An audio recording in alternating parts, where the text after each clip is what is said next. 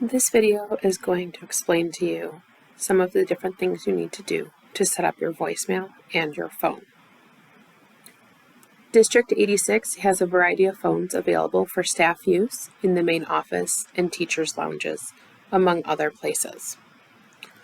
One of the things that all teachers need to make sure they do sooner than later is set up their voicemail. It's also a very good idea to create an email signature, and we'll look at how to do this in this video. Lastly, we'll discuss call masking and how you can sign up to be a part of that program. Directions for setting up your voicemail and other things related to the phones can all be found in the District 86 Google Drive in the Technology folder. Once you navigate to that folder, you will see that there are a variety of subfolders, including one for digital communications. Inside that folder, you will see information about how to use the Rival 5 phones that we have, including the different buttons and what they're used for, as well as a voicemail reference guide. Simply open this guide and follow the steps to navigate to your voicemail and set it up for future calls. Once your voicemail is set up, one of the next things that you want to do is make sure that people have a way to determine what your voicemail is. One of the best ways to do this is to create an email signature. Let's take a moment to see how we do that. To create an email signature, you'll first need to navigate to Gmail. From there, you will use the gear wheel to navigate to the settings and choose the See All Settings button to get into the place where your signature is located. Your settings should open up to the General tab, and then as you scroll through, you'll see lots of different options for turning on and off, and eventually near the bottom, you'll see the option to create a signature. You do have the ability to have more than one signature, so if you wanted your signature to be different for maybe staff members than for parents, you could create different signatures for each one. To create your signature, simply use the text box to the right to type your name and any other important identifying information. For teachers, it's a good idea to, at the minimum, include the name, what school you work at, as well as your phone extension.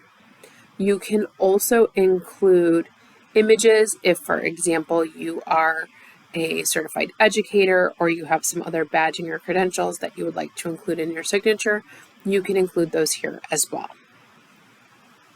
Beneath that, you have the option to determine what happens with your signature. You can decide if, for example, for new emails, if you use one, if you reply or forward, if it uses a different signature, if you've set up more than one.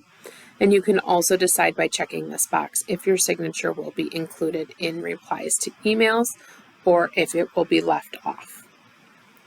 Once you set all of that up, simply finish scrolling to the bottom and you will click Save Changes to save those changes and have your signature be set.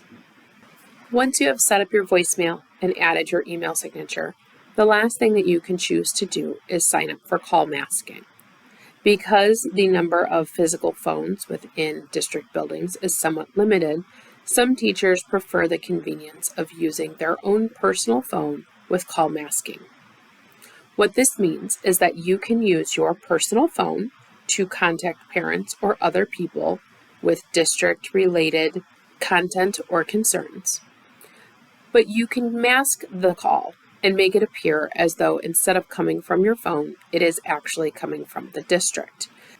This ensures that your personal information will remain private, but give you the convenience of making calls from a more preferred location. To sign up for call masking, all you have to do is submit a help desk ticket. To complete that ticket, log into the district help desk, navigate to the request category, and then under request type, you are going to choose telephone. And then in the secondary dropdown, choose call masking authorization. At this point, fill out all of the information provided in the instructions and submit the ticket. Once you do this, you will receive confirmation of your request, and eventually your account will be activated and directions provided for how to use that call masking as desired.